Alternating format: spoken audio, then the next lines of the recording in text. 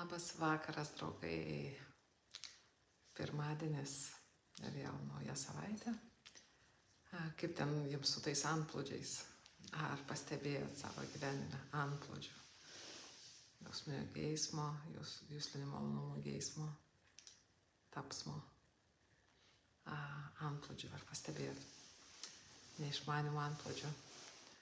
Ar pavyko būti nenuplaukštais tų antplūdžių? Tikiuosi, kad kartais gal, bent jau per tą patį atpažinimą. Na, o šiandien kita suta, nauja suta, įtikūtuka 59 ir jinai vadinasi pavaldumas mirčiai. Jinai yra apie tą, kuris išėjo iš pavaldumo mirčiai. Paskaitom ir pažiūrim, ką Buda turi apie tai pasakyti. Vienuolis pasižymintis 3 savybėmis, išėjęs iš pavaldumo mirčiai, spindi kaip saulė. Kokiomis 3? Štai vienuoliai. Vienuolis pasižymi išmokusiojo dorovės visumą, išmokusiojo sutelkties visumą ir išmokusiojo išminties visumą. Vienuolis pasižymintis šiomis 3 savybėmis, išėjęs iš pavaldumo mirčiai, spindi kaip saulė. Ir toliau eina eilės. Dorovė, sutelktis ir išmintis. Kas šias gerai išlavina, išėjęs iš pavaldumo mirčiai, spindi kaip saulėtas. Štai tokia trumputė, bet labai gražiai suta. Atrodytų iš tiesų apie tokius pagrindus, bet čia yra daug kas pasakyta. Ir visų pirma, ką Buda vadina išmokusiuoju? Ta, kuris visiškai pabudo. Arahanta, tas, kuris nugyveno šventą gyvenimą ir pasiekė to švento gyvenimo tikslą. Arahanta Buda vadina išmokusiuoju. Ir įdomiai ta, kuris yra kelyje, kuris jau pažino Nibbaną, kuris jau pažino visas 4 tauriąsias tiesas ir įžengė į srautą ir juda link to galutinio visiško išsilaisvinimo, link arhatistės. Buda vadina jį besimokančiuoju. O tie, kurie netgi neįžengė, kurie dar nepažino tų visų 4 taurių tiesų, tai jie netgi dar nesimoko. Pagal Budos klasifikaciją, pagal tai, kaip Buda vadina, mes iš tiesų pradedam mokytis, mes iš tiesų mokomės, kai mes jau žinom visas 4 tiesas. Ir iki to, žinoma, mums reikia dėti pastangas taip pat ir praktikuoti, lavinti 8-lipį kelią, kol visi to kelio veiksniai nesusibalansuoja taip, kad mums atsiveria ta 3 taurioji tiesa, tai, kas yra nesąlygota. Ir kada mes pažinom tai, kas yra nesąlygota, tada iš tiesų prasideda kelias. Tada mes iš tiesų pradedam mokytis. Tada nes mes jau suprantam, kur mes einam ir mums aišku, kaip tas kelias veikia.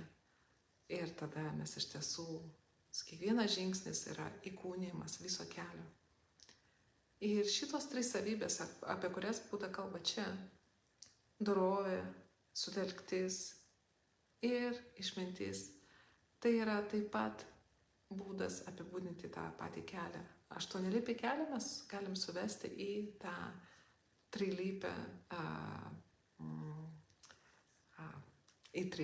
kelią, į dorovę, sutelkti ir išminti. Ir norėčiau čia taip pat pastebėti, kad tas, kuris išmoko, kuris visiškai pabudo, kuris išsilaisvino iš visų antplūdžių, iš visų teršalų, jisai spindi kaip saulė tomis savybėmis. Ir tarp tų savybių jūs matote išmokusio dorovės visumą. Jo elgesys, kūnų, kalba yra išgrynintas. tyras. Neįmanoma jo pakaltinti. Jis yra iš tiesų tyro elgesio ir kūnu ir kalba. Visiškai nušvitęs, visiškai pabudęs žmogus. Nes jis supranta, kas veda į gerovę ir kas veda į pražūtį, kas veda į kančią. Ir žinoma, kai yra tas supratimas, negali kilti ketinimas kurti kančios. Tad jis gyvena dorovingą gyvenimą. Nors jis ir išsilaisvina, nors jis ir supranta, kad jokio iš tiesų tokio atskiro asmens, kaip mes kiti paprasti žmonės įsivaizduojam, nėra. Jam tai visiškai aišku. Ir jis pasižymi tą išmokusiojo sutelkties visumą. Tai tas žinojimas jį neapleidžia. Jis nuolat susitelkęs. Jis nuolat žino visą tikrovę. Nepasimiršta, neužsimiršta. Jis žino, kas yra kas. Jis žino, kas yra tai. Ir jis turi tą išmintį, išmokusiojo išmintį. Visiškai aišku, kad nėra nieko, kas gali nušvisti, nėra nieko, kad tai tas kūnas ir protas, kad tai nėra jis. Ir vis dėlto jisai gyvena dorovingą gyvenimą. Nepriekaištingą gyvenimą.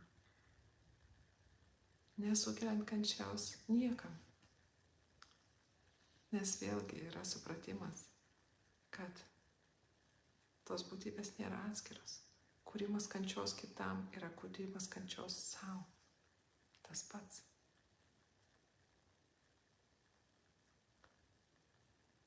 Todėl mes, kurie nesam visiškai pabudę, galbūt kartais pabundantis, kartais galbūt budresni, kartais užsimirštame. Mes mokomės.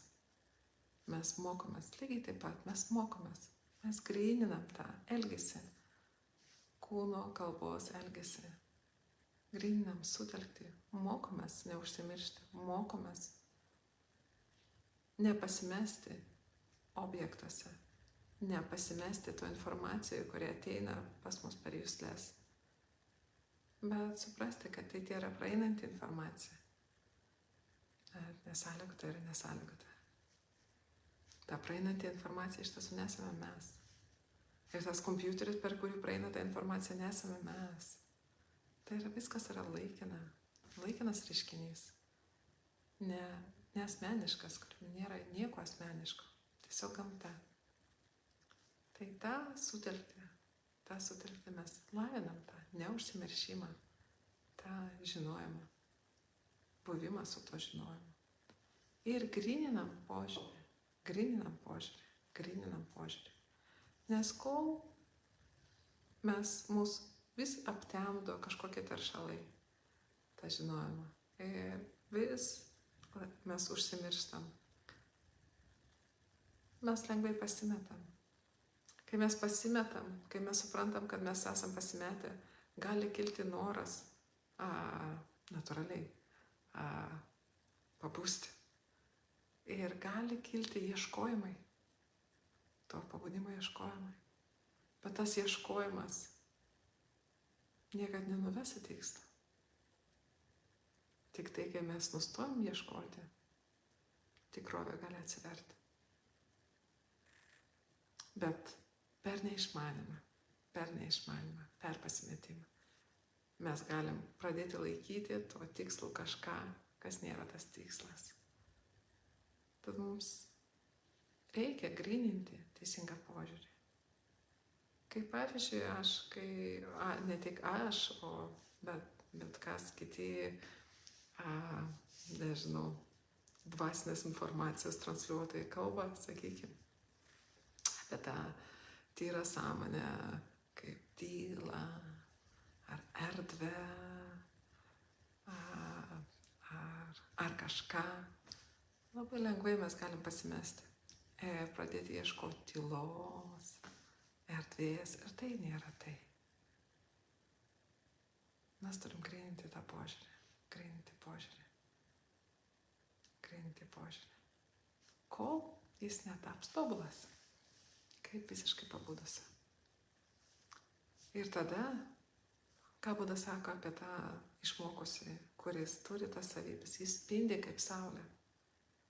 Spindi kaip saulė. Iš tiesų ta saulė yra kiekviename iš mūsų. Tik tai, kad aptemdinta. Aptemdinta debesų, cepelinų. Tai lavindami tą, grynindami dorovę, lavindami sutelkti, lavindami išmintį, mes kuriame sąlygas, kad tie debesis pradėtų sklaidytis. Ir saulės propliksniai būtų vis dažnesnė, kol galiausiai debesis nebeužeis. Ir tos visos savybės gali spindėti kaip saulė. Ir kiekvienas mūsų, nes tai yra įmanoma kiekvienam iš mūsų, nes saulė yra kiekviename iš mūsų. Netgi jeigu jūs jos nematot, netgi jeigu jūs to netikit, jinai vis tiek ten yra. Tai kad su pasitikėjimu Budos mokymu gryninkit elgesį, dorovę, gryninkit sutelktį, gryninkit išmintį. Štai toks jums palinkėjimas šiai savaitei. Geros savaitės, tyros savaitės ir iki kito pirmadienio.